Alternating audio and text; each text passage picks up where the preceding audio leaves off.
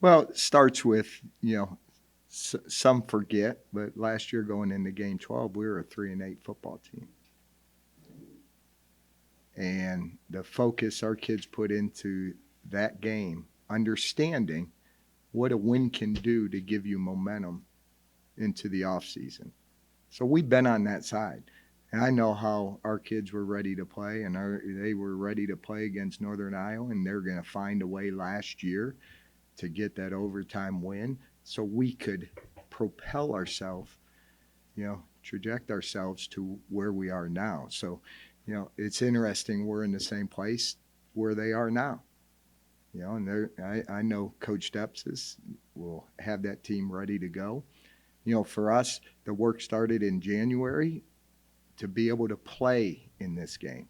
Week 12, emphasis of going 1-0 this week and what that 1-0 can do for us as a football program. So, we've earned that. Now we got to prepare, own our preparation.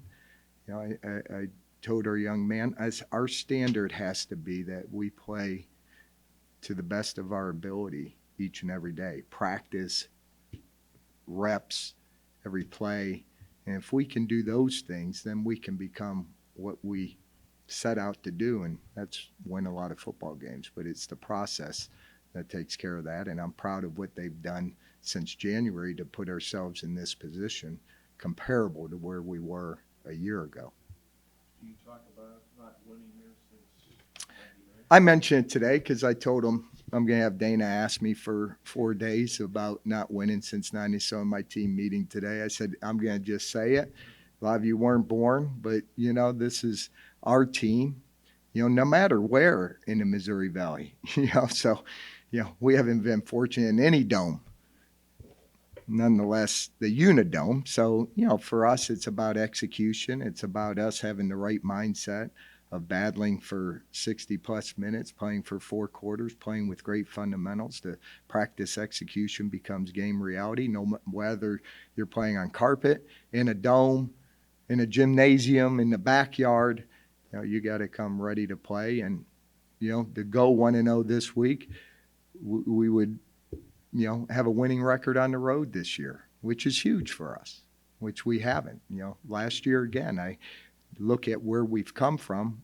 We didn't win one road game last year, and the opportunity to go 1-0 this week would give us a 3-2 record on the road in our league. This program's had plenty of wins over UNI over the last 25 years. Is it just a statistical anomaly that it's at UNI, or is that a particularly difficult place to burn a win? Yeah, I think any dome. The lighting, how many times do you get to play in a dome where there's lighting above you? It's not lights coming from the side. So it's just a lot different. It's a different environment, but you can't make excuses. Playing football. When the ball goes down, I don't care. When you're a little kid, you didn't care where you played. If it was in a side lot, backyard, same thing here, whether it's indoor, outdoor, every, venue gives a little bit different for each week. And you can't focus on that. You got to focus on what you can control. And, we went in, it started weeks ago. You talk about playoffs and going and getting a hard fought at Normal, Illinois. You go to Normal, Illinois, it's hard to win there. And, I think Dathan was the one who says, we need it. They may want to win this game, but we need to win this game. And we got to go in with the same mentality. And it's going to be a dogfight. We've earned the right to play for something here the last week of the year, and our job is to make sure we go and represent not only Youngstown State but this community. Considering the body of work that the coach put together this season, he's obviously been mentioned for a number of position honors and things like that. I mean, is that something that the team, the program, the coaching staff, you guys are cognizant of that? Is that aspect of it? We're really not. I think Bo would be the first. We're more worried about finding ways to be successful on Saturdays and how we can score in the red zone, how we can be better on third down, how his footwork can be better in certain situations. as a team, because again, ultimately, those are great, and when he does really well and you look at the end of the game and you see those statistics, you kind of say, wow, but then you get back to work and you're only as good as your next game. With that being said, with the success this year in Bo's numbers, I'm sure some FBS team may come lurching or looking. How do you keep Bo and everybody here? Yeah, that's something each year. I believe we take care of our guys and what we provide them. Nobody's getting rich in Youngstown. In our program, we try to do the very best that we can do. We got very supportive boosters and businesses that can help us. But ultimately, I truly believe it's about the brotherhood.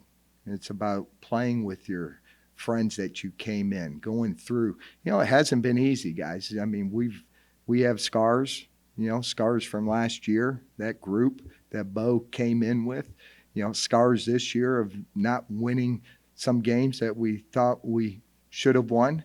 And, I think that brings together, more importantly than anything, I think in college football, that 20 years from now or even 2 years from now, Bo's going to have those guys in his wedding, and that's something I can't control. All I can do is what I provide our kids every day, and we're going to play great football. We're going to give you everything we possibly got. And, but I believe it's the locker room that keeps those guys together.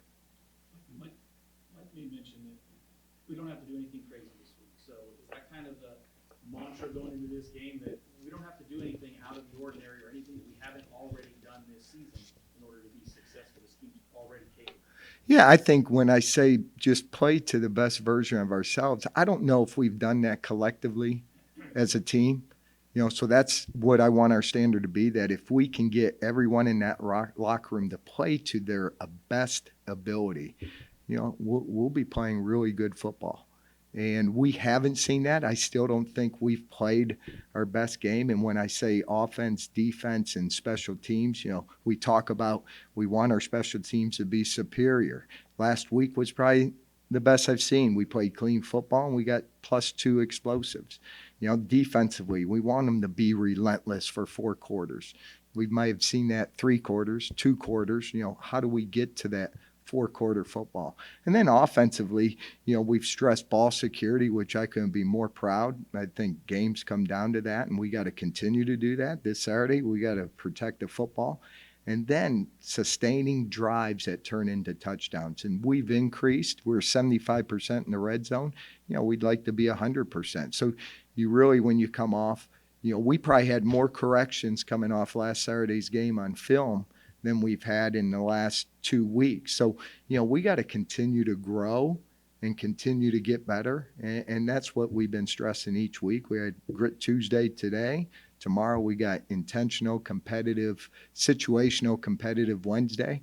And we got to continue to get better as a program. And if we do those things, I always say you don't talk about results, you talk about the process. And if you do everything that you should Monday through Friday, then you're giving yourself a chance to win on Saturday. And no different this week than any other week, except that it's week 12 and we got to go get a win. We got to go get a win. And we've been here. I mean, we knew that the last 2 weeks at home. We knew that going to Illinois State. So, that's not added pressure. That's just an expectation.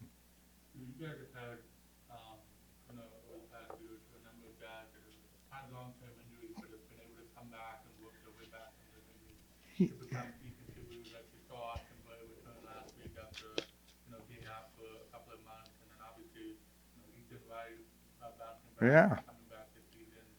Dayton as well, being a guy who missed last season and has come back. What have you seen from those guys, the work that they put in, and how they've been able to kind of come back and still kind of almost not miss a DC guy and continue to contribute the way that they have? Yeah, I think every team in America faces attrition this time of year, and you got to have depth. And I thought we built depth, the last couple years in certain position spots. And, those guys, when they're out, Dathan was great leadership in the room, even though he wasn't playing, getting those guys ready to play in practice in the meeting room. Same with Ebony Curry.